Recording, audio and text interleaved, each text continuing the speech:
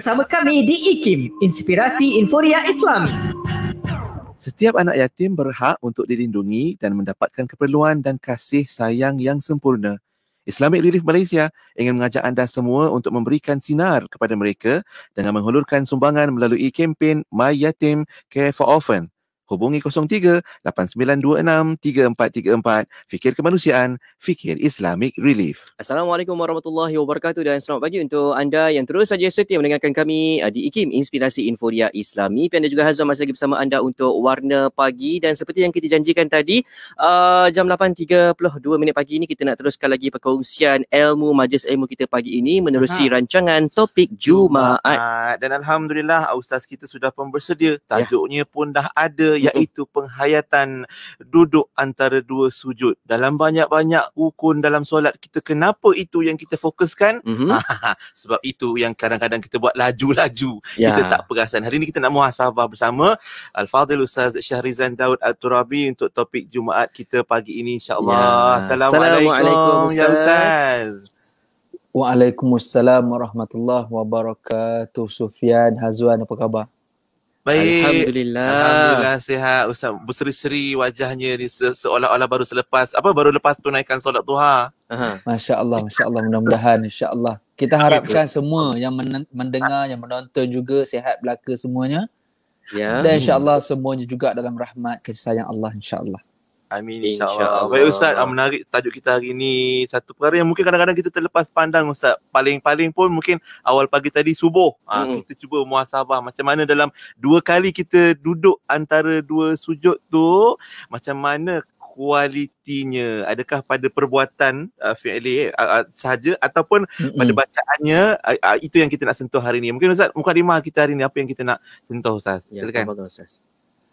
Alhamdulillah wassalatu wassalamu ala Rasulillah wa ala alihi wa sahbihi wa man walah. Rabbi shrah li sadri wa yassir li amri wahlul 'uqdatam min lisani yafqahu qawli. Tsumma amma ba'd. Terima kasih sekali lagi kepada Pian Hazwan, kepada penerbit Warna Pagi kita Kak Nik, kepada semua anggota tim IKIM FM dan semestinya kepada semua penonton pendengar supporters IKIM FM. Terima kasih banyak-banyak kerana kita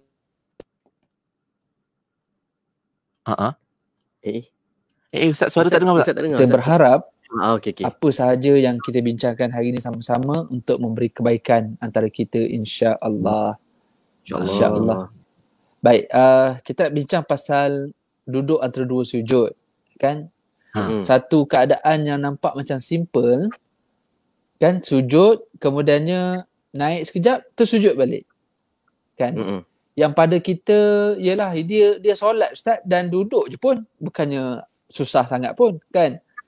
Maknanya kita badan besar ke badan kurus ke, duduk pun ada macam-macam cara duduk. Boleh kalau tak larat nak duduk macam ni, duduk macam ni, kan? Tak larat nak duduk sampai tegak, duduklah sekadar yang mampu. Duduk je pun. Walaupun dia duduk, yang dipanggil sebagai rukun fi'li yang Pian sebut tadi.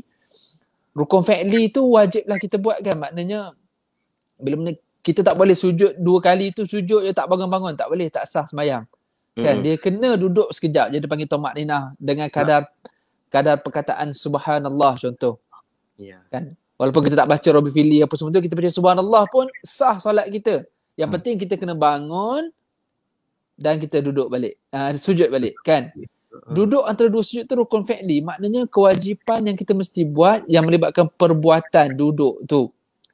Okey, cuma kita bukan nak bincang pasal rukun yang duduk tu. Kita nak bincang adalah apa yang kita baca masa kita duduk tu. Kan? Yang mana bacaan itu adalah satu bacaan yang sunat sahaja. Rabbi fili warhamni wajburni warfa'ni warzuqni wahdini wa'afini wa'afani. Dia sunat je baca. Maknanya kalau tak baca pun solat masih sah, tetapi rugi. Sangat-sangat rugi kalau kita tak baca, dan lebih malang lagi kalau yang baca dengan laju. Kan, dia tak sedar pun apa yang sedang dia baca. Laju betul, kan? Itu satu benda yang malang, sebab kita telah mengalami kerugian. Sebab waktu dalam solat ini sebenarnya, kalau kita sedar, kan, saya kena sedar dan kita semua kena sedar, adalah waktu yang sangat baik untuk kita meminta. Kan, kalau tengok daripada terjemahan solat itu sendiri, dia sudah maksud as-salah wa hiya ad-du'a. Solat itu sendiri adalah doa. Kan solat tu sendiri adalah permohonan. Kalau kita perasan dalam solat ni ada banyak tempat yang kita berdoa. Contohnya bila, Pian? Azwan. Hazwan lah teka. Okey. Doa iftitah. Iftitah. Takbiratul ihram ni dah doa iftitah kan? Ya. Doa iftitah lah. Dalam Fatihah ada doa. Pun doa. Ada doa juga. Ada doa juga Fatihah tu ada doa ihdinas siratal mustaqim kan? Ya. Iyyaka na'budu wa iyyaka nasta'in. Semua tu doa. Selain daripada pujian-pujian alhamdulillah rahman rahim tu semua pujian-pujian, kemudian kita start meminta. Ada kalau main subuh ada doa kunut kan? Bila lagi antara dua sujud.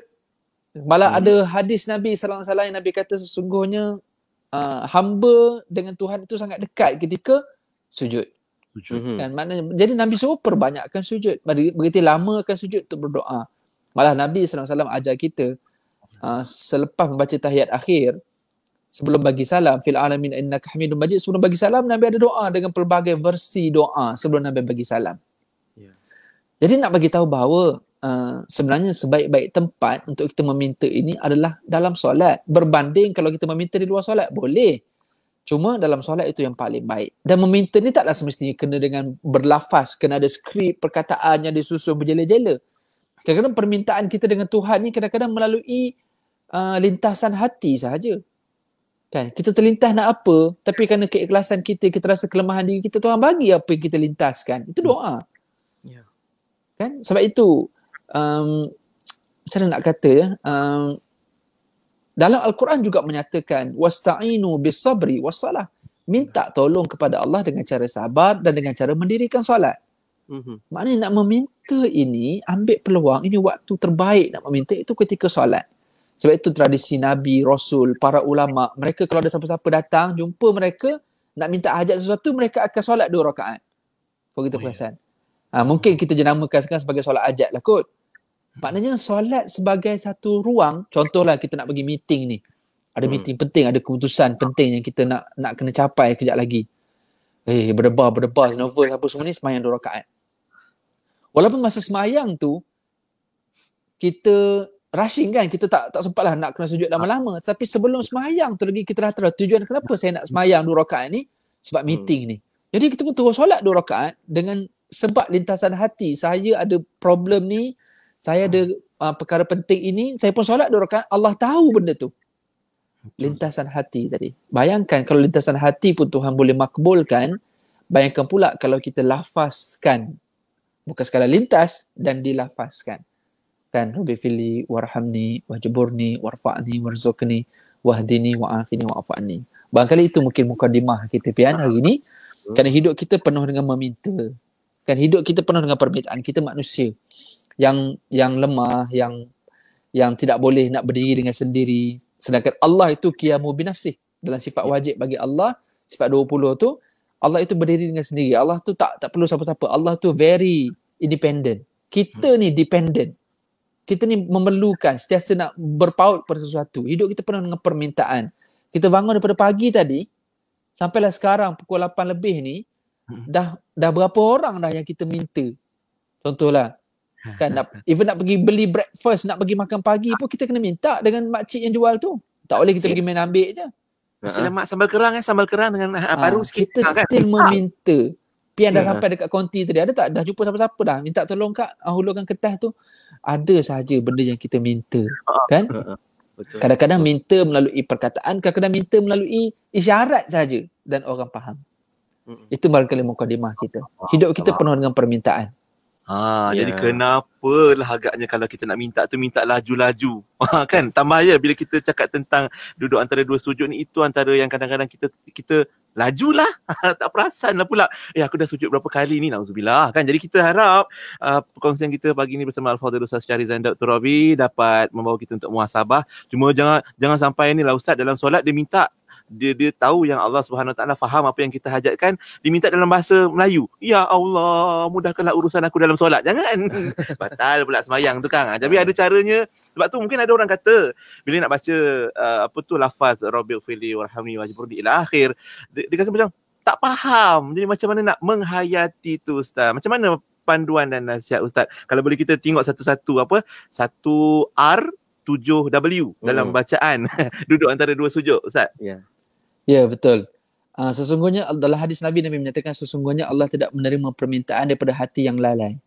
Innallaha la yaqbalu du'a min qalbin ghafil. Allah tidak terima, kama qala Rasulullah, Allah tak terima permintaan daripada hati yang lalai. Dari arti kata, kita sendiri pun tak perasan apa yang kita minta.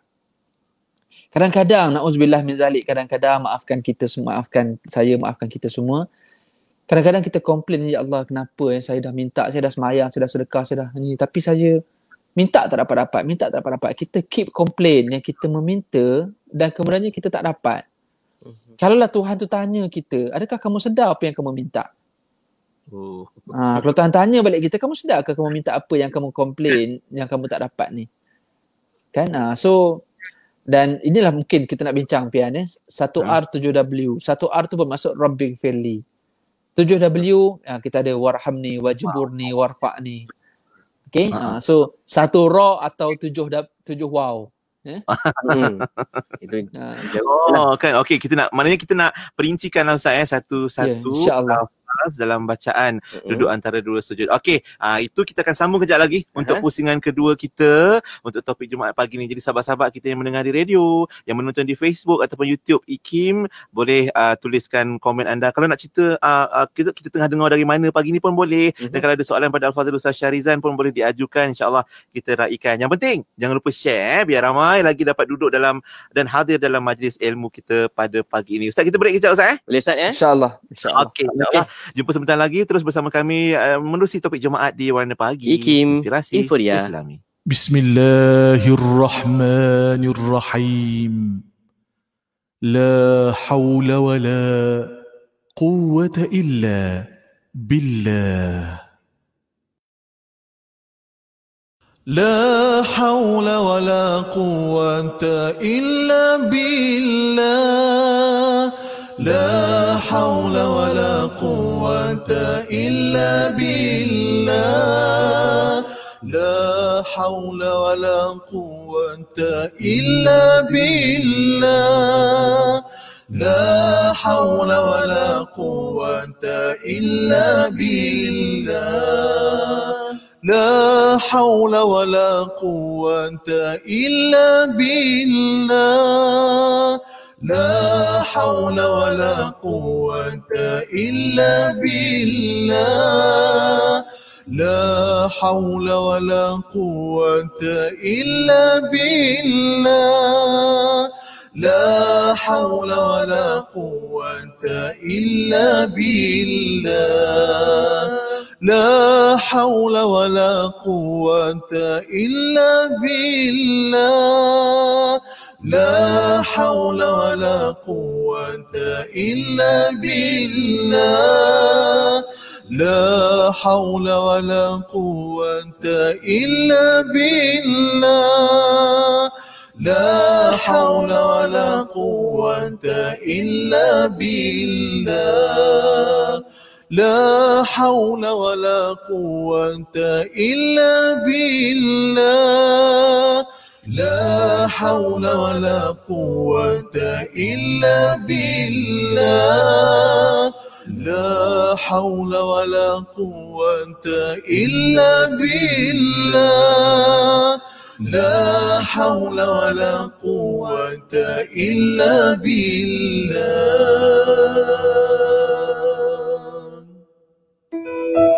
Tahukah anda, saudara di Syria berhadapan getir perang dan dibom.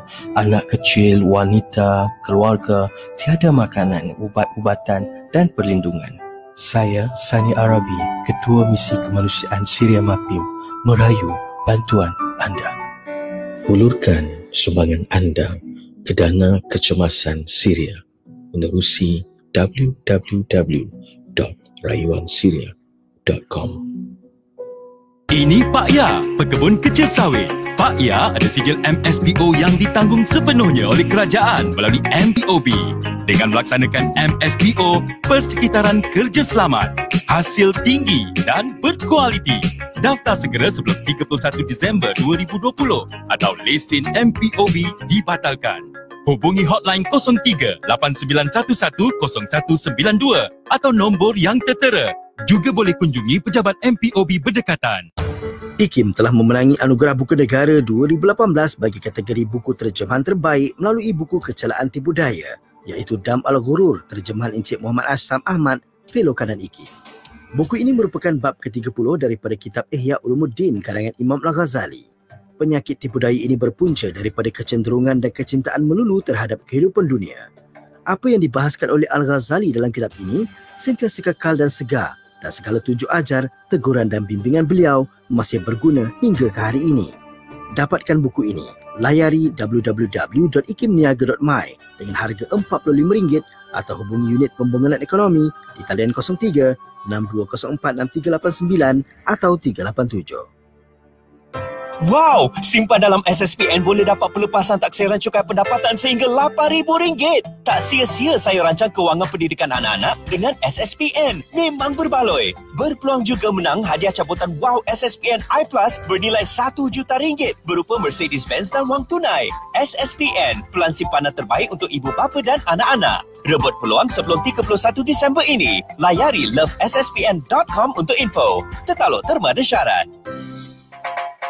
Kota Kinabalu 93.9. Ada masa lagi mendengarkan Warna Pagi IKIM bertemankan Pian dan juga Hazwan pada waktu ini dah 8.48 pagi dan kita masih lagi bersama menerusi rancangan topik Jumaat pagi ini membawakan tajuk penghayatan duduk antara dua sujud. Al-Fadhil Ustaz Syarizan Daud Aturabi bersama kita pagi ini. Ustaz, subhanallah, kan tajuk kita hari ini kan tentang penghayatan duduk antara dua sujud ni. Sahabat kita jauh dari Yokohama, Jepun, Atika. Dia kata baru semalam ajar anak bacaan duduk antara dua sujud ni yang doanya sangat baik, menyeluruh dalam kehidupan kita, dan pagi ni dapat pula dengar topik jemaat kita supaya kita dapat mendalami doa yang sangat hebat ini, Ustaz. Alhamdulillah. Terima kasih Puan Atika, sahabat kita. Alhamdulillah. Jom Ustaz, kita sambung round 2. Silakan Ustaz. Silakan Ustaz. Baik, Alhamdulillah, wassalatu wassalamu ala Rasulillah wa ba'd. Sekali lagi apa yang kita nak bincang hari ini adalah supaya ingatan kepada saya dan kepada kita semua. Sebab kita penuh dengan lalai, Pian. Penuh. Sebab kita manusia, saya manusia yang penuh dengan komitmen yang kita perlu untuk menyara kehidupan kita bersama dengan family. Kita ada kerjaya, kita ada rakan-rakan, kita ada staff-staff, kita ada banyak sekeliling kita yang kadang-kadang menyebabkan kita terleka, yang akhirnya kita dengan Tuhan, dengan Allah, kita spend time tu jadi sekejap. Ya. Kan kita terleka, minta maaf sangat-sangat, ya Allah, kami minta maaf banyak-banyak sebab kami terdesak, hidup kami ni sangat terdesak hingga kan kadang-kadang kami, bukanlah kami lupakan kau, ya Allah, kami tak lupakan kau, tapi bantulah kami, ya Allah, bantulah, seolah-olahnya macam itulah. Sebab tu kita perlukan sangat 8 doa ini menerusi duduk antara dua sujud. Betul, sebagaimana disebut oleh Puan di Jepun tadi, memang kita sangat perlu sebab dia akan merangkumi dan mencukupkan apa yang kita perlu dalam hidup kita. Kita nak start dengan nombor 1, Pian. Rabbi Fili. Okay. Kita minta dengan Allah dengan kemaafan. Ya Allah, ampunilah aku. Rabbi Fili. Ya Allah, ampunkan aku, ampunkan dosa. Sesedari tuan-tuan dan perempuan semua, sama ada dosa kecil atau dosa besar, kita mengaku selagi mana kita bukan Nabi, Rasul, kita bukan malaikat, kita akan ada silap. Kita akan ada dosa. Sama ada kita sedar ataupun kita tak sedar, kita nampak, kita perasan, kita akan ada dosa. Sebab kita bukan Nabi, kita bukan Rasul, kita bukan malaikat. Meminta maaf ketika berdosa itu adalah perkara yang dituntut. Kan? Memang kita disuruh untuk minta. Wasari'u ila maghfiratin min rabbikum. Allah kata bersegera kepada keampunan daripada Tuhan kamu. Sebab Allah tahu kita ni manusia mesti ada buat silap. Ya. Sebab tu Allah kata wasari'u ila maghfirah. Buat silap, minta ampun. Buat silap, minta ampun. Sebab itu dalam hadis Nabi sebut, antara satu solat kepada solat yang lain, dia akan menghapuskan ma bainahuma, apa yang ada di antaranya. Maknanya kalau kita solat zuhur, akan menghapuskan dosa-dosa kita yang kecil antara subuh hingga zuhur. Kita sembahyang asar, menghapuskan antara zuhur dengan asar punya dosa-dosa kecil yang kita laksanakan. Kenapa boleh menghapus dosa? Sebab memang dalam solat memang minta ampun pun. Rabbi fili. Ya Allah, ampunkan aku. Meminta ampun, meminta maaf ketika berdosa itu adalah perkara yang dituntut. Tetapi meminta maaf ketika tidak berdosa, ketika tidak bersalah, itu luar biasa. Ya. Bagaimana Rasulullah SAW yang tidak pernah berdosa, tapi Nabi sentiasa meminta maaf, beristighfar, mohon keampunan, lagi luar biasa daripada kita. Istighfarnya 70 ke 100 kali sehari. Dalam mohon keampunannya dengan solat malam, dengan bacaan doa sebelum memberi salam, Allahumma fili ma qaddamtu wa ma akhartu wa ma asrartu. Nabi minta maaf sangat banyak sedangkan Nabi tidak pernah melakukan dosa. Jadi itu satu perkara yang luar biasa. Kita buat salah di pejabat, kita minta maaf dengan bos, minta maaf dengan kawan, itu biasa. Itu perkara yang mesti dibuat. Kalau buat salah tak minta maaf, itu pelik. Itu satu perkara yang malang. Tetapi menjadi orang yang tak bersalah, penuh dengan effort, penuh dengan usaha, kerja bagus, tapi setiap kali dia submit sesuatu kepada bos dia, dia minta maaf, bos ini yang saya mampu buat. Sedangkan bos tahu dah track record dia. Dia seorang yang bagus, baik, ikut deadline-nya apa semua bagus. Tapi setiap kali dia submit, dia sentiasa low profile, merendah diri, down to earth. Bos ini yang saya mampu buat, minta maaf lah bos, salah silap. Bos dalam hati, sengih je bos bila tengok kita. Kamu ni tak enak ni sangat lah. Kamulah orang yang paling saya harap. Tapi kita sentiasa jenis minta maaf punya orang. So mungkin ini yang kita nak kena jadi Pian Hazwan. Sebagaimana kita nak Allah maafkan kita, kita terlebih dahulu kena ada effort. Yang pertama, jangan sesekali sakitkan Allah. Okay?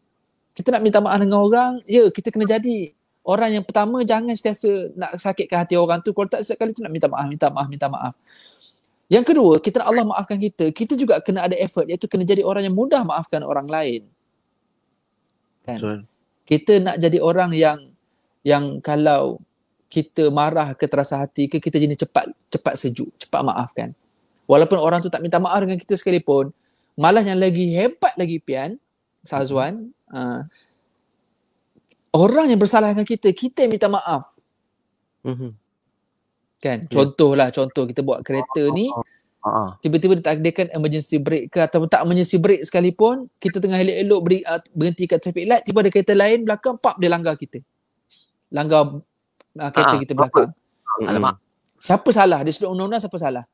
Yalah, ikutkan dia lah kan. Yang belakang lah kan. Tak kira kita emergency brake ke, kita tak emergency brake ke, yang belakang tetap dikira salah. Kan?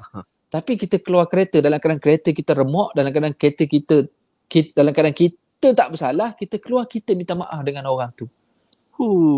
Macam apa jadi dekat orang tu yang nervous, orang tadi tu yang nervous, yang takut tadi tu, kan? Tiba-tiba kita keluar dengan badan yang sadar, okay? Dalam keadaan dia tahu dia belakang salah, kita keluar, kita yang kata, abang okey ke? Abang, kita yang minta maaf. Apa rasa agak-agak? Hidup kita penuh dengan kebahagiaan kalau kita jadi orang yang suka minta maaf, jadi orang yang memaafkan. Dan itulah yang kita perlukan daripada Allah. Kita tahu, kita sedar kita ada banyak silap, ada banyak kurang, tapi kita sentiasa minta maaf dengan Allah Subhanahu Wa Taala. Tambahan pula, kalau kita dah tunjuk effort kita dengan Allah, usaha kita dengan Allah, kita buat apa yang disuruh, tinggal apa yang dilarang. So once kita minta maaf, Allah akan permudahkan untuk beri kemaafan kepada kita. Rabbi fili, kita minta ampun banyak-banyak. Pian, itu nombor satu. Sebab kita sedar, kita banyak kekurangan, kita banyak kesilapan. Apatah lagi, kalau kita kenal diri kita dulu-dulu zaman bukanlah zaman jahiliah, zaman sebelum turning point kita, kalau solatnya barangkali lewat, solatnya orang 5 waktu sehari, dia mungkin 3 waktu sehari. Banyak kelemahan dia zaman-zaman silam dulu. Apatah lagi kalau dia boleh koreksi diri, muhasabah sekarang, minta ampun banyak-banyak, insya-Allah Allah Maha Pengampun, insya-Allah. Kena yakin lah Ustaz ya, bila kita lafazkan Rabbil firli, kita minta ampun dari Allah Ta'ala. Dan yang lagi bestnya, kalau kita boleh visualize.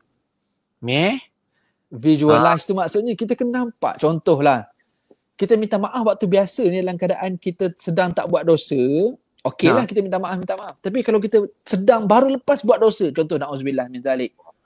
Contohlah ya, baru lepas je buat satu benda yang salah, dan kebetulan pula kita terkantoi pula dengan kesalahan tu. Kita dimarahi, kita dimalukan, apa semua sekali tu, kita pun terus solat taubat. Dalam keadaan kita membayangkan kesilapan tadi, membayangkan maruah kita yang tercela tadi, di orang lain semua nampak. Kita pun minta ampun ya Allah dengan tangisan apa semua sekali. Ini permintaan dengan visualize. Ini dipanggil tafakur. Mana kita cakap dan kita fikir. Fikir tu dalam bahasa modernnya kita visualkan. Tafakur, itulah maksud tafakur. Kita cakap sesuatu dalam solat ni, dalam keadaan kita menghayati dan kita berfikir di sebalik apa yang kita minta, yang kita cakap itu. Nampak Okey, itu baru maksud- Rabiul Firli tahu. Dia ada Kadang-kadang lagi. kita punya duduk antara dua sujud tu lebih laju daripada Rabiul Firli yang Ustaz jelaskan pagi ni kan, masya-Allah. Na'udzubillah min zalik. Na'udzubillah. Itulah kita nak perbaiki, insya-Allah Ustaz, kita bermuhasabah bersama. Jom kalau boleh kita sama, kita terus Kita teruskan. Baik. Yang kedua, Rabiul Firli warhamni. Warhamni kita terjemah apa biasanya? Ar-Rahman Ar-Rahim kan? Bismillahirrahmanirrahim. Dengan nama Allah yang Maha Pemurah lagi Maha Penyayang. Betul? So warhamni berkata rahim penyayang, sayang ni, saya lebih suka menggunakan penggunaan istilah iaitu kasihanilah aku. Warhamni, kasihanilah aku. Kesian ni. Kita akan kesian dengan seseorang kalau kita ada perasaan dengan orang tu. Kalau kita tak ada perasaan dengan orang tu, kita tak akan kesian. Malas saya dah. Lantaklah nak jadi apa pun dekat awak. Kalau saya tak kesian, kalau saya dah tak ada perasaan dengan orang tu. Na'udzubillah min zalik. Contohlah dengan anak kita, macam mana dia tak dengar kata ke, macam mana dia duk sibuk main game dia ke, kita bagi tahu baju kotor letak dalam mesin, pinggan lepas makan basuh, kan? Macam mana sekalipun dia degil, kadang-kadang dia tak dengar kata ke, macam mana sekalipun, kita tengok je muka dia atau tengok dia dekat sekolah. Contoh kadang-kadang cikgu dia hantar live dia dekat nursery. Kan? Dekat rumah bergaduh ni. Kat rumah conteng dinding. Kat rumah macam-macam benda lah. Tapi bila esok pagi kita hantar dia pergi sekolah, baru 2-3 jam dia pergi sekolah. Tiba cikgu hantar dalam grup sekolah, anak kita tengah buat benda ni. Kita tengok dia tu, kita rasa Allah kesian pula tengok anak aku. Betul Ustaz. Kadang-kadang tengah malam, pagi, ni lepas marah ni, maghrib tadi, isyak tadi baru lepas kita tinggi suara, kan tengah malam kan pukul 10-11, tengok dia dah tidur sebelah kita mungkin. Kan? Kita tengok dia tu, kesian pula tengok. Kenapa kita ada perasaan kesian tu? Kerana kita ada sayang kepada itu. Maka kalaulah kita meraih kasih sayang daripada Allah Subhanahu Wa Taala dengan Ar-Rahim itu, Allah mudah nak kesian dengan kita. Macam mana kita salah, macam mana kita mengundang murka daripada Allah. Tapi sebab sifat belas kasihan Allah itu, Allah boleh nak beri kepada kita. Macam mana kita buat silap, macam mana kita lalai pun, Allah tetap bagi rezeki kepada kita. Macam mana kita salah silap, Allah nak azab kita macam kaum-kaum dulu yang kadang-kadang kesilapan kita, kaum dulu Allah dah pernah azab orang tu.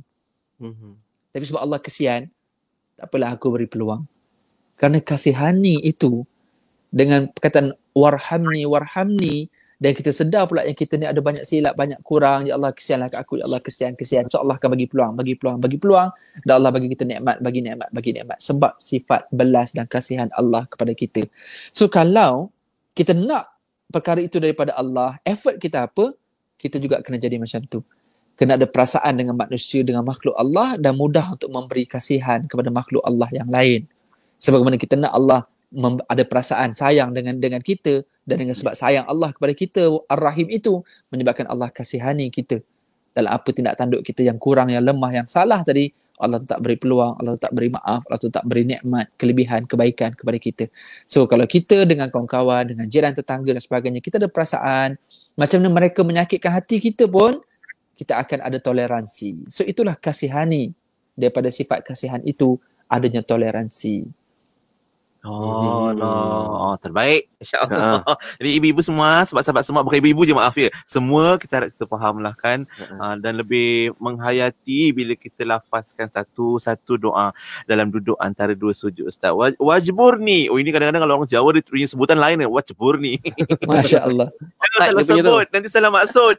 Ya. Okey. Kita sambung. W yang kedua, wow yang kedua. Wow yang kedua, wajburni. Kalau siapa-siapa yang rajin untuk Google, kita akan jumpa pelbagai versi makna lah. Okey. Kan? Cukupkanlah kekurangan aku. Tampunglah kekurangan aku. Ataupun ada yang bertulis, tutuplah keaiban aku. Tiga-tiga ni semua betul. Okey? Cukupkan kekurangan, ataupun yang lebih, saya lebih suka, yang lebih tepat, tampunglah kekuranganku. Ataupun tutuplah kekuranganku. Dan sebab itu orang sebut kekurangan tu aib lah, keburukan, kelemahan, keaiban. Okey, bila kita sebut tentang kekurangan, pertama kita nak jadi orang yang bersyukur lah, merasa cukup je dengan apa yang kita ada. Itu nombor satu lah.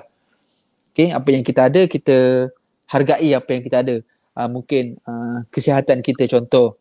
Dengan kita baca wajburni ni, kita ni kurang sihat, tapi sebab ada orang lain yang lebih teruk, yang lebih tak sihat daripada kita, kita rasa cukup. Okey. Kita ada harta banyak ni, tengok orang lain ada lebih, tapi kita rasa cukup sebab ada orang yang lebih fakir daripada kita. Dan kita merasa kita tak handsome, kita tak cantik. Cukuplah perasaan itu kerana ada orang yang mungkin penuh dengan kecacatan dan kekurangan kerana aksiden dan sebagainya. Kan? Ada orang yang dilahirkan tidak lengkap anggota dan seumpamanya. Itu mungkin cukup dari sudut perasaan kita. Tapi dari sudut keburukan, ya Allah tampung ataupun tutup keburukan, keaiban. Kita hari ini, kita semua nak orang suka kita, kita rasa nak dihormati. Macam ni kan, sebagai manusia, kita suka tak kalau orang suka kita? Sukalah. Zuan, kan? Sebab tu kita nak pakai baju elok-elok, kita nak dandan semua, kita nak live pun kita nak pakai elok-elok sebab kita tak nak orang hina kita. Ya. Okey. Okey, tapi dalam masa yang sama kita tahu kita ada kelemahan, kita ada keburukan yang kita tak nak orang lain tahu. Even saya nak duduk depan kamera pun saya tak nak ada sebarang benda belakang saya ni. Kalau boleh saya nak present sebaik mungkin, tapi inilah yang sempat saya sediakan, contoh kan. Okey, kita nak orang semua suka kita, tapi kita tahu luar frame ni tu ada benda lain dah ni, luar frame ni. Kan yang pusing sikit je kamera tu. Pusing sikit je dah nampak ada baju tepi tu, ada nampak hanger. Kan? Itu semua kekurangan. Alah, apa sangatlah kekurangan hanger tu, tapi kekurangan diri kita lagi banyak. Betul. Kan dosa yang kita lakukan, yang kita sembunyikan lagi banyak. Maka kita tak nak orang tahu. Segala kelemahan, keburukan, keaiban yang kita ni kita tak nak orang tahu. Maka sebab itu effort kita apa, usaha kita apa adalah jangan sesekali cari keburukan, kelemahan, apatah lagi membuka keaiban dan kelemahan orang lain. Kan? Kalau saya tak nak orang lain nampak apa kekurangan dekat tempat saya duduk sekarang ketika live ni, ketika itu jugalah jangan cari kelemahan, keburukan orang lain yang kita sentiasa nak tuding jari, nak bercerita keburukan, kelemahan dia. Akhirnya kita rasa kita puas hati, kita lebih bagus daripada dia. Apatah lagi kita bercerita dengan orang lain pula akhirnya menimbulkan kebencian dan seumpamanya. Dan apatah lagi yang lebih utama, jangan kita buka aib orang lain. Dalam hadis Nabi kita pun dah tahu, man satara aiban musliman satarallahu lahu yaumal qiyamah. Barang siapa yang menutup keaiban, kelemahan, keburukan saudaranya, Allah akan tutup kelemahan, keburukannya pada hari kiamat. Kalau kat dunia ni, dekat Facebook, social media, berapa orang je tengok ataupun tahu kelemahan kita. Kalau ada orang bongkar, kalau kita bongkar kelemahan orang, keburukan orang, berapa juta orang tengok. Rakyat Malaysia ni, bukan semua tengok pun. Kalau viral sekali pun bukan semua orang tengok. Tapi kalau hari akhirat nanti, seluruh hamba Allah akan tengok. Seluruh umat manusia akan tengok. Dan masa tu kita tak ada lagi supporter. Kita tak ada siapa yang akan sokong kita, akan support kita. Kat dunia ni kita bongkar keburukan orang, akan ada orang support kita. Betul lah, saya pun pernah jumpa dia. Betul lah, dia ni nampak je macam ni. Masya Allah. Kita ada supporter. Dekat akhirat tak ada siapa support kita. Dan yang bongkar itu adalah Allah dan para malaikat. Ketika kita duduk seorang-seorang, ketika itulah kita akan tundukkan wajah kita. Kita akan sembamkan ke bumi. So jangan sesekali rasa seronok, happy nak buka keburukan orang. Kalau kita rasa keburukan kita minta dengan perkataan wajah murni, ya Allah aku ada keburukan, kelemahan, kekurangan, kau tampunglah, kau cukupkanlah, kau tutuplah segala kelemahan-kelemahan ini. Hari ni sesedari semuanya dekat social media kan. Hari ni ada banyak kes-kes yang melibatkan yalah figure-figure tertentu, sama ada ahli politik, sama ada agamawan dan sebagainya. Ya, selagi mereka tidak dihukum bersalah, kita serahkan kepada pihak qadi, pihak hakim, pihak mahkamah yang selesaikan. Sekalipun mereka bersalah sekalipun, bukanlah bererti kita perlu menghina mereka dengan kesalahan, menghina figure tersebut, peribadi tersebut. Tapi yang kita hina adalah kesalahan tersebut. Maka sebab kita semua sedar kita juga ada kesalahan, mungkin hari ini orang tu yang disabitkan kesalahan, kita belum disabitkan di dunia, tapi di akhirat kita jangan lupa kita tetap akan disabitkan oleh Allah Subhanahu wa ta'ala. Faman ya'mal mithqala dzarratin khairan yarah wa man ya'mal mithqala syarratin wa man ya'mal mithqala syarratin syarran yarah. Khair ataupun syar, baik buruk, siapa yang buat benda baik sekecil zarah pun Allah akan tunjuk hari kiamat, akan dipersoalkan, akan ditunjuk dan akan dibalas. Apatah lagi melakukan sekecil zarah kesalahan pun Allah akan tunjuk dan Allah akan balas. Jadi kita tak nak dosa kita yang bukan sebesar zarah, sebesar gunung itu, kita tak nak Allah tunjuk dan tak nak Allah seksa kita dengan dosa itu. Maka kita janganlah tunjuk keburukan kelemahan orang di dunia ini. Kita cari saja kebaikan. Kalaulah ada apa-apa unsur sekalipun yang kita cuba dengar, kalau boleh kita avoid lah. Kita pendekkan cerita itu supaya kita tak berleret untuk nak cari kelemahan orang lain, sebagaimana kita tak nak orang lain tahu kelemahan, keburukan kita, keaiban kita. So kita minta sungguh-sungguh wajib murni, ya Allah, hari ni orang suka aku, orang sayang aku, orang hormat, orang boleh berkawan, boleh kalau saya upload status ada orang komen. Semua tu orang suka kita sebab apa? Sebab orang tak tahu keburukan kita. Ya Allah, tolonglah tutuplah keburukan aku. Dalam masa yang sama, aku tak nak ulang keburukan-keburukan ini. Aku nak sentiasa improve diri. Itu azam kita dan juga permintaan kita di hadapan Allah Subhanahu Wa Taala, kena minta sungguh-sungguh. Baik, itu baru 1, 2, 3 Ustaz, ada 5 lagi. Rasa sempat kita sambung sempat insya-Allah, kita cuba speed insya-Allah. Sempat satu lagi sebelum kita berehat Ustaz. Warfa' ni bila kita dah bila orang dah sayang, orang dah hormat kita, orang akan apa? Orang tak nampak keburukan kita, so orang akan hormat kita tak? Betul. Orang tak tahu kelemahan kita, orang Tuhan sembunyikan kelemahan kekurangan kita, kita pun sentiasa buat baik dengan orang akan hormat kita, orang akan hormat kita. So itulah warfa' ni, kita akan diangkat darjat oleh Allah Subhanahu Wa Taala. So kalau kita melakukan kebaikan dengan makhluk, kita akan diangkat darjat, kita akan diberikan reward, kita akan diberikan apa tokoh-tokoh ke ataupun pangkat-pangkat tertentu dengan apa effort kita, apatah lagi dengan Allah Subhanahu Wa Taala. Dengan semua effort yang kita beri, usaha yang kita buat, segala tindak tanduk, amalan-amalan yang Allah suruh kita buat, diselang-selikan pula dengan amal-amal jariah yang lain, yang sunat-sunat di samping kewajipan, maka Allah akan mengangkat darjat kita. Kita akan masuk tergolong di kalangan orang-orang yang soleh. Daripada kita seorang yang hina mungkin akan duduk dengan golongan soleh. Ada rezeki kita duduk dengan para sahabat, dengan Nabi dan seumpamanya. Dan ada rezeki kita harap Allah angkat darjat kita, Allah masukkan kita dalam syurga-syurga yang tinggi. Kita gantunglah cita-cita kita setinggi Al-Firdaus, sekalipun kita tak mampu nak capai Firdaus tu, tapi Tuhan tetap mengangkat darjat kita dengan letakkan pada syurga yang paling rendah mungkin, asalkan Allah tidak letak kita pada tempat yang paling hina dalam neraka Jahannam. Maka kita nak Allah angkat darjat. Sebab itu kalau kita nak rasa darjat kita diangkat, kita mahukan penghormatan daripada manusia, kita terlebih dahulu kena menghormati manusia yang lain. Dan penghormatan terhadap manusia yang paling utama yang kita kena berikan adalah kepada Nabi Muhammad sallallahu alaihi wasallam. Sebab selepas Allah adalah Rasul. So cinta Allah, cinta Rasul itu paling utama. Selepas Allah dan Rasul, barulah kepada ibu bapa kita berikan penghormatan yang sangat tinggi. Walaupun siapa pun kita hari ini, darjat paling tinggi yang kita ada dengan segala pangkat, darjat yang kita ada, jawatan yang kita ada, gaji yang besar, kita tetap anak daripada mak dan ayah kita. So hormatilah mereka. Kalau kita mahukan penghormatan manusia, hormatilah mereka. Maka sebab itu yang pernah berlaku kepada Uwais bin Amir Al-Qarni, kan, seorang tabi'in. Dia ni hidup pada zaman Rasulullah SAW, tapi dia tak dapat title sahabat. Sebab apa tak dapat title sahabat? Sebab dia tak pernah tengok wajah Nabi secara live. Dia duduk di Yaman, Nabi dekat Madinah, jauh dia. Satu hari tu dia nak sangat pergi jumpa Nabi, dia pergi Madinah, Nabi tak ada pula. Akhirnya sempat jumpa Sayyidatina Aisyah saja. Jadi dia terpaksa balik juga ke Yaman sebab dia kena menyantuni maknya yang kurang sihat, yang dah tua. Kan, Uwais bin Amir Al-Qarni. So dia tidak dikenali oleh penduduk bumi sebab dia seorang gembala yang jaga lembu, jaga haiwan teranakan. Tapi dia sangat dikenali oleh penduduk langit. Penduduk bumi tak kenal dia.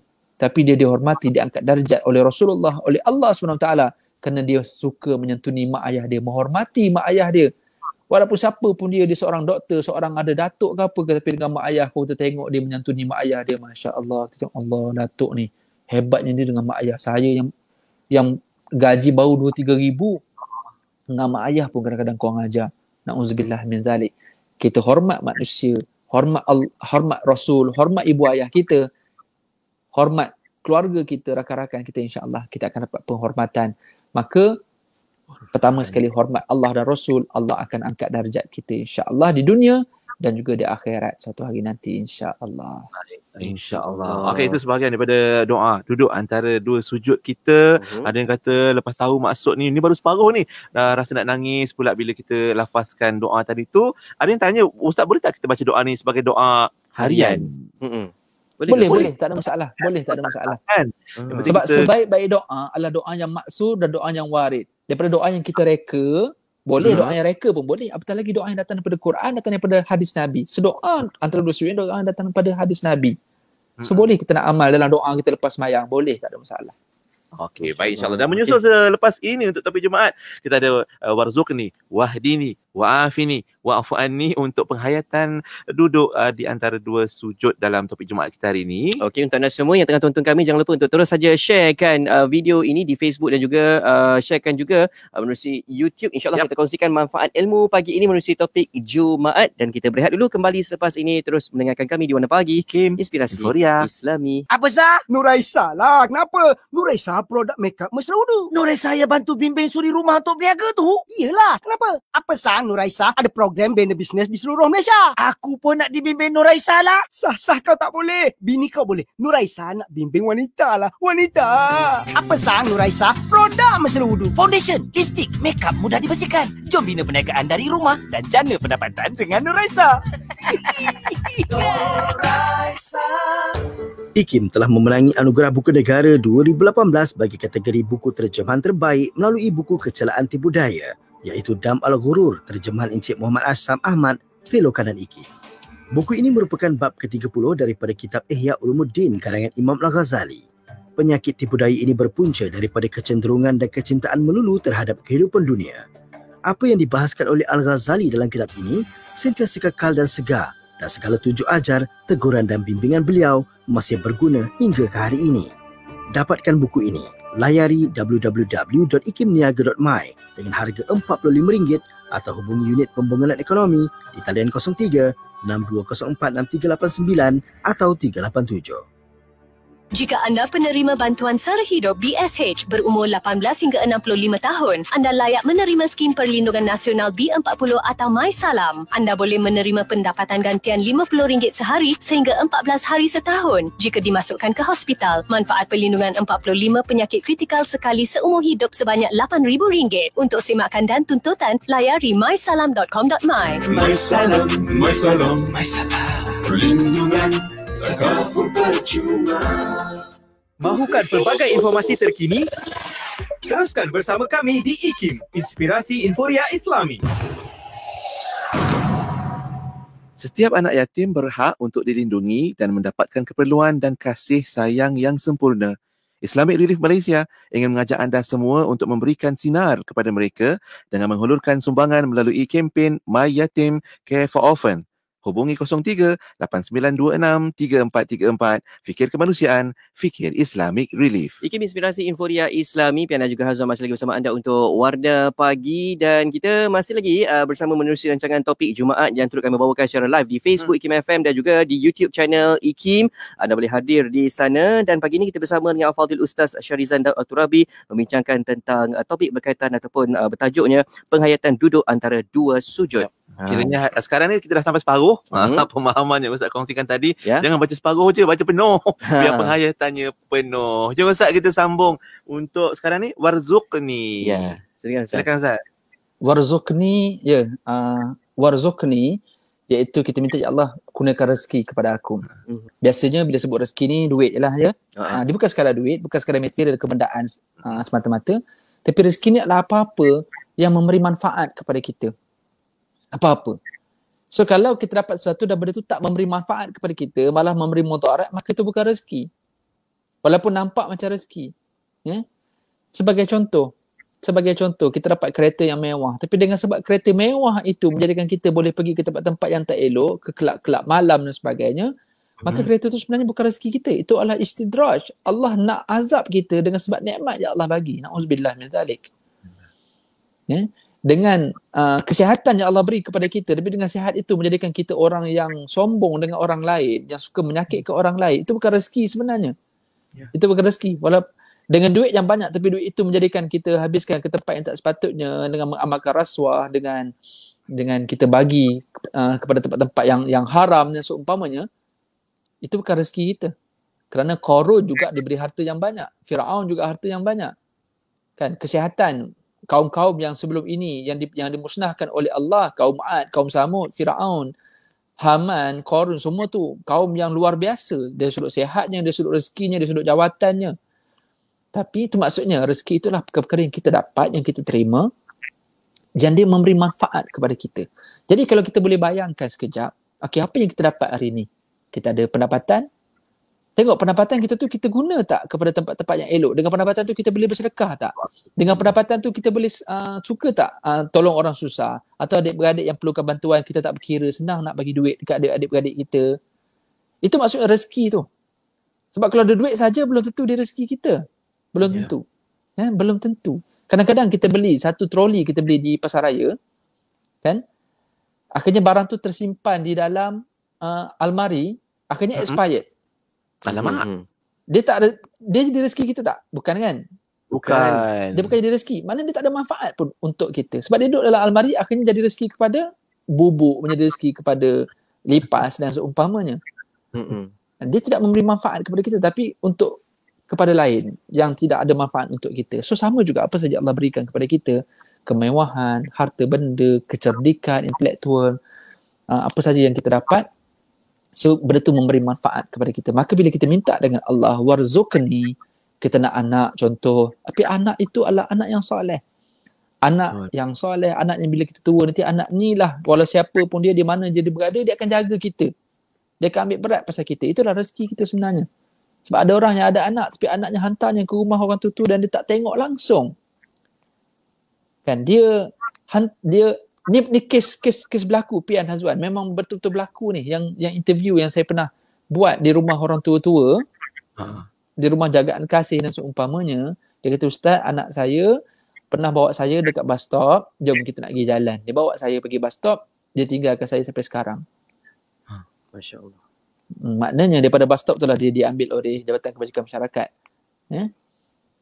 Maknanya anak itu bukan rezeki dia sebab tidak memberi manfaat kepada dia. Maka kita nak anak yang soleh, kita nak ada jiran tetangga yang toleransi dengan kita, yang baik. Kita nak ada kerjaya yang bagus, kita nak ada harta yang mana harta itu kita cukup untuk nak survive dengan komitmen apa semua nafkah kita. Dalam masa yang sama kita boleh membantu orang lain. Itulah rezeki yang kita nak daripada Allah. Bukan sekadar duit yang banyak saja, tapi duit banyak menjadikan kita rosak, itu bukan rezeki. Itu satu penghinaan kepada kita sebenarnya. Maka dalam kita nak warzuqni ni, pertama kita kena tahu matlamat apa yang kita nak dengan rezeki yang Allah bagi. Saya nak anak untuk apa, saya nak duit banyak untuk apa, saya nak jawatan untuk apa, saya buat bisnes untuk apa. Kita kena tahu matlamat yang jelas, barulah kita akan, bila kita terima apa yang kita nak itu, kita akan gunakan dengan cara yang betul. Jadi kita harap dengan warzuqni, ya Allah beri rezeki kepada aku. So kalau orang berniaga, bila dia pagi-pagi nak pergi kerja tu, dia nak pergi cari nafkah, tambah pula yang kerja sendiri kan, yang kais pagi makan pagi, ataupun yang kalau dia tak ada income hari ni, dia tak adalah pendapatan.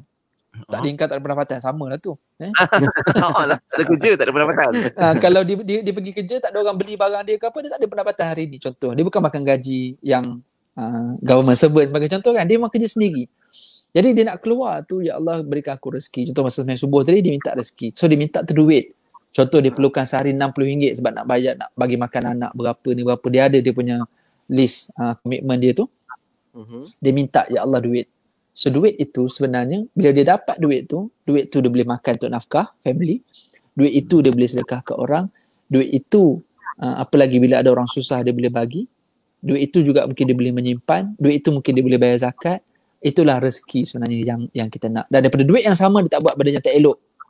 Kan dia salurkan kepada benda yang haram dan seumpamanya. Jadi bila kita minta rezeki daripada Allah, apa sahaja material, harta, anak, kesihatan, jiran yang baik, kenderaan yang selesa, rumah yang besar, semua itu rezeki kalau dia beri manfaat kepada kita. So bila kita minta rezeki daripada Allah, harapnya rezeki itu berkat dan juga manfaat, mudah-mudahan insya-Allah. InsyaAllah. Yang penting itu kalau cakap tentang rezeki kan, itu juga akan ditanya nanti di akhirat Ustaz kan.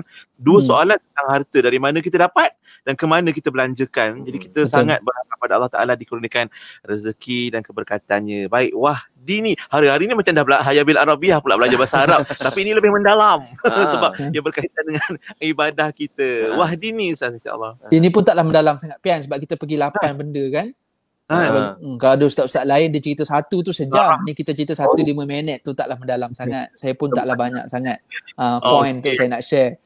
Cuma sebagai ingatan kita sama-sama supaya kita tak terleka. Lepas ni kita duduk antara dua sujud, kita lama sikit lah duduk antara dua sujud tu. Rabbi fili warhamni wajburni warfa'ni warzuqni. Kita adalah step tempo yang mungkin perlahan sikit lah lepas ni mudah-mudahan. Tapi janganlah lama sangat sampai macam duduk tahiyat pula. Salah pula nanti dia sudut rukun fi'linya. Okay. So, wahdini. Kita minta hidayah daripada Allah. Walaupun hari ni kita semua dah jadi Islam, ada Islam daripada lahir, keturunan ada Islam. Tak susah payah nak mencari Islam, nak mengkaji Islam. Tak payah. Kita dah lahir secara keturunan. Alhamdulillah Allah rezekikan kita. Ada orang yang Allah tidak beri hidayah walaupun dia duduk depan Rasulullah sallallahu alaihi wasallam. Melihat mukjizat Rasulullah, melihat kehebatan, kebaikan daripada Rasulullah, tapi Allah tak beri hidayah kepada dia. Beruntungnya kita yang tak pernah melihat Rasulullah sallallahu alaihi wasallam, tak pernah hidup sezaman dengan dia, tapi Allah beri hidayah kepada kita. Beruntung kita, Allah beri hidayah. Maka walaupun kita dapat hidayah hari ini, tapi dalam masa yang sama, setiap hari sebenarnya kita perlukan hidayah daripada Allah. Sebab setiap hari kita perlu buat keputusan, Pian, Azwan. Setiap hari kita perlukan naluri, insting-insting yang betul dalam setiap apa. Even kita nak pakai baju apa hari ni pun kadang-kadang kita pilih. Kan? Kadang-kadang ada baju kita pakai pada kita cantik, bila kita pergi luar orang tengok hodoh betul kita. Contoh itu baru pilih baju, apatah lagi keputusan-keputusan yang kita nak buat, apatah lagi keputusan melibatkan organisasi, keputusan melibatkan negara, keputusan yang melibatkan benda yang penting-penting. Kita lagilah perlukan hidayah, petunjuk, ilham daripada Allah Subhanahu Wa Taala. Mungkin hidayah kita, petunjuk kita bukan datang menerusi wahyu, kerana wahyu itu untuk para rasul, para nabi, tapi kita sebagai manusia kita perlu ilham. Kita perlukan idea daripada Allah Subhanahu Wa Taala, ilhamal malaikatil muqarrabin. Sebab tu kita ada doa tu kan. Yang kita minta ilham, mintakan insting, naluri orang-orang soleh dan sebagainya. Mereka itu ada, kalau orang soleh, wali-wali dia panggil kasyaf. Dia boleh nampak benda yang akan datang. Dia nampak baik buruk. So kita yang hari ni yang lemah, yang macam mana ya, apa saja yang kita boleh fikir, yang kita rasa, tengoklah dengan kematangan kita dulu kita boleh fikir ni je paling bagus. Oh rupanya tak, bila kita makin berusia makin matang, oh rupanya ada 5 step lagi yang kita kena fikir. Sebagai contoh lah, sebagai contoh, saya ketika usia saya 18 tahun, 20 tahun dulu. Okay, saya rasa saya pakai baju apa, saya pakai dressing seluar macam mana, rambut potong macam mana, saya rasa itu paling bagus. Okay, bila saya tengok balik gambar saya masa umur saya 20 tahun dulu, saya tengok, ya Allah, ini penagih dadah manalah ni. Kan, panjang insting kita, hidayah kita, petunjuk kita pada masa itulah kita rasa paling bagus.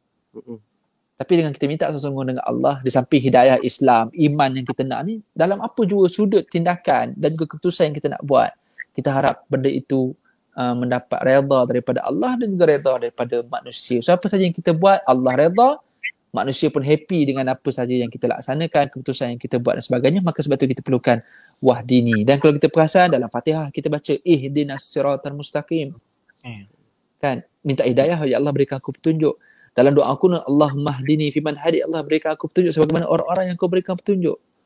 Kita minta hidayah. Sekali lagi kita minta hidayah dalam duduk antara dua sujud. Wahdini. Maka sebab itu kalaulah kita ada benda penting selepas ini, contoh lepas kita habis ni, dia lagi nak start kereta, nak kena pergi mana-mana. Kan? Barangkali sebelum kita keluar tu ada solat musafir ataupun ada solat duha dan sebagainya. Dalam solat duha tu ada perkataan wahdini ni tadi. Kan? Maka dengan niat kita, aku nak pergi ni, ya Allah ada benda penting aku nak buat ni. Contoh kejap lagi saya ada recording untuk Quran time, kejap lagi contoh. Ada banyak point yang saya nak kena sebut dekat recording tu nanti. Ya Allah berikan aku petunjuk. Saya boleh minta dalam kereta ketika saya drive. Tapi kalau saya minta dalam solat 2 rakaat sambil saya drive tu, saya sebenarnya sunat contoh. Solat sunat bolehkan dalam kenderaan. Saya pun solat sunat sambil pegang steering, saya pun bacalah mungkin nak solat duha ke, solat apa-apa ke dalam kenderaan tu. Dalam solat saya sambil saya duduk driving tu, saya sebut perkataan wahdini tadi. Manalah tahu, mudah-mudahan ada benda yang saya akan cakap ketika recording kejap lagi, perkataan itu boleh beri kefahaman dan boleh beri manfaat kepada orang yang menonton, yang melihat nanti. Dan mungkin boleh mengubah orang yang mungkin nakkan perubahan. Mungkin. Kerana apa yang saya cakap itu datang ilhamnya daripada Allah Subhanahu Wa Taala. Mudah-mudahan macam tu. So sebab tu kita nak wahdini. Apa saja keputusan, tindakan, idea kita diterima oleh manusia, apatah lagi yang kita nak diterima oleh Allah Subhanahu Wa Taala. Maka kita nak sangat hidayah daripada Allah.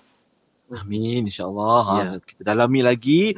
Dan kita tinggal 2 lagi. Wa'afini wa'fu anni. Masa kita pun nak habis dah kan? Okay.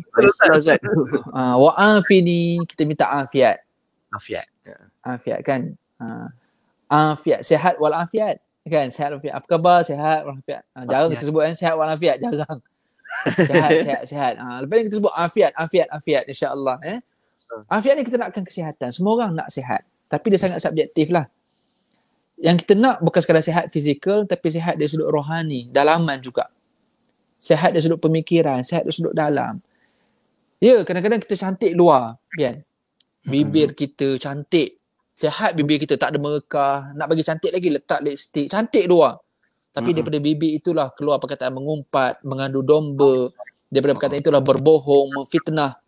Maka apa guna sihat luaran? Apa guna cantik bibir itu kalau dalamannya kotor, busuk dan seumpamanya. Mata kita sihat, Masya Allah, dengan putih. Kat putih tu tak nampak langsung kuning-kuning yang penyakit-penyakit organ tu tak ada. Putih betul tengok mata dia. Dia punya hitam, Masya Allah, cantik betul. Tapi apa guna kecantikan mata kalau mata itu melihat keburukan orang lain, untuk mencari keburukan, mencari silap. Mata dia menjadi kanta pembesar bagi kesilapan yang kecil bagi orang. Na'udzubillah min zalik. Kan apa guna kita ada tangan yang sihat yang boleh bergerak, tapi tangan ini yang menyakiti orang dengan kita menaip di keyboard yang komen-komen dekat social media yang menyakitkan hati. Untuk apa tangan yang Allah beri kesihatan? Untuk apa telinga yang sihat yang tak pekak? Yang tidak ada gatal, yang tidak ada apa-apa yang menyumbat telinga, tapi telinga itulah sibuk dengan sembang benda-benda yang tak elok dan seumpamanya. Maka kita nak sihat luar dan dalam. Seandainya tidak sihat luar, seandainya tidak sihat luar, kita patut jadi orang yang beruntung. Contohlah kaki kita yang tak sihat itu mungkin. Rupanya kaki kita yang sakit itulah menjadikan sebab kita tak boleh nak pergi ke tempat yang tak elok. Berarti at least dalaman kita masih bersih. Sebab itu bila Allah berikan penyakit, sebenarnya Allah nak hapus dosa dan Allah nak halang kita daripada buat jahat.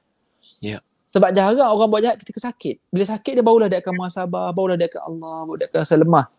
Sebab itu malang orang yang sakit dia jauh daripada Allah.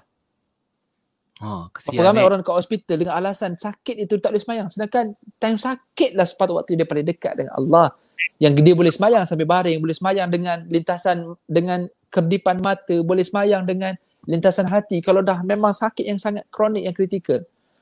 Sebenarnya sakit itu Allah nak bagi, walaupun fizikal dia nampak tak okey, tapi sebenarnya dia sudah dalaman. Allah nak sihatkan dalaman kita. Kan dengan penyakit luaran yang Allah bagi. So kita harap Allah sihatkan luaran kita dan Allah sihatkan juga dalaman kita. Wa'afini. Sihat afiat insya-Allah. So kita doalah masa kita wa'afini tu, ya Allah aku dah sakit ni, kita terlintas, tak payahlah kita nak kena sebut wa'afini gaut, wa'afini kecil mana, tak payahlah sebut. Kan? Bersatu. Tapi lintasan hati saja. Last sekali, wa'fu anni. Wa'fu anni ni kita minta maaf sekali lagi. Pertama, Rabbi Fili kita minta maaf. Wa'fu anni yang doa apa? Wa'fu ni doa ni yang Nabi suruh kita doa pada bulan Ramadan. Allahumma innaka afuwun tuhibbul afwa fa'fu anni. Doa al-afu itu berbeza dengan ghafur. Ghafara dengan afwa, dua benda minta doa tapi dia ada sikit perbezaan. Para ulama tafsir dan juga ulama hadis menyatakan antara beza, dua-dua ni minta maaf, tapi bezanya adalah Rabbighfirli, doa keampunan itu Allah maafkan kita. Kalau Allah maafkan mudah-mudahan, tetapi dosa itu, kesilapan itu masih tercatat dalam buku amalan. Dan dimaafkan oleh Allah. Okey? Berarti kalau hari kiamat pun Allah bentang dosa tu, Allah maafkan. Tapi kalau al-afu, kemaafan yang Allah berikan dalam keadaan telah pun dipadam dan didelete daripada buku catatan amalan, berarti dekat hari kiamat tidak akan dibentangkan lagi, malah terus dilupakan. Al-afu. Sebagai contoh kita sebagai manusia, ada kadang-kadang kalau kita nak al-afu daripada Allah, kita kena jadi al-afu ketika di dunia ni. Ada orang kadang buat salah dengan kita maafkan dia, tapi bila setiap kali kita jumpa dia, kita teringat lagi. Jadi kita pun macam ada sempadan sikit lah dengan dia ni. Sebab kita masih ingat, walaupun kita dah maafkan dia, tapi kita masih ingat benda tu macam satu pedih dalam hati kita. Kan? Itu mungkin kalau kita mungkin lah analoginya, mungkin itu mungkin ghafur tadi. Okay? Masih diingati. Tapi kalau al-afu, kita dah tak ingat dah kita ada silap. Ada orang tu pernah buat silap dengan kita. Malah kita baik dengan dia. Kita dah tak pandang langsung kita punya konflik pada masa yang kita bergaduh dulu tu. So, itu antara beza ghafur dengan al-afu. So, kita harap Allah maafkan kita dan Allah padam, Allah malaikat delete semua keburukan, kejahatan, dosa-dosa kita dalam buku catatan amalan, supaya kita terima nanti dengan di hari kiamat dengan tangan kanan, tidak dengan tangan kiri, tidak dilempar daripada belakang. Mudah-mudahan Allah kasih, Allah sayang kita, insya-Allah menerusi 8 doa yang kita minta dalam duduk antara dua sujud. Baik, insya-Allah. Ini satu momen terindah untuk kita perhalusi dan menghayati bacaan. Itu belum cerita tentang duduk antara dua sujud, jarinya terkeluar yang tersimpan, tersorok dan sebagainya. Kan? Itu nanti insya-Allah ada rezeki kita kongsi lain. Tapi hari ini Ustaz, terima kasih banyak-banyak Ustaz menjelaskan pada kita walaupun ringkas tapi insya-Allah mendalam penghayatannya Ustaz. Amin. Doakan saya insya-Allah, doa harap sangat doa daripada semua. InsyaAllah, Masya Allah. Terima kasih Ustaz Syarizan Daud At-Turabi untuk topik Jumaat kita hari ini, penghayatan dalam duduk antara dua sujud. Terima kasih Ustaz ilmunya. Jumpa lagi nanti Ustaz, insya-Allah. Jumpa lagi. Minta maaf salah silap saya, minta maaf banyak-banyak. Assalamualaikum warahmatullahi wabarakatuh. Waalaikumsalam warahmatullahi wabarakatuh. Itu adalah Fadil Ustaz kita untuk topik Jumaat hari ini. Sahabat-sahabat sekalian, harap kita dapat perbaiki dan menghayati betul-betul setiap satu rukun dalam solat kita. Moga-moga beroleh berkat dan juga diterima oleh Allah Subhanahu Wa Taala. Ya betul. Dan jangan lupa ulangannya anda boleh dengarkan kembali pada hari Ahad bermula jam 7 pagi ataupun anda boleh rujuk kembali di Facebook dan juga di YouTube channel IKIM. Okey? InsyaAllah. Baik, kita berehat sekejap. Sekejap lagi kita akan kembali bersama Intim untuk hebahan konsert ulang tahun 20 Merdeka. Ya betul. Dan kita berehat dulu dan dengarkan kini lagu daripada Iwan Syahman dengan Sholat Kilat.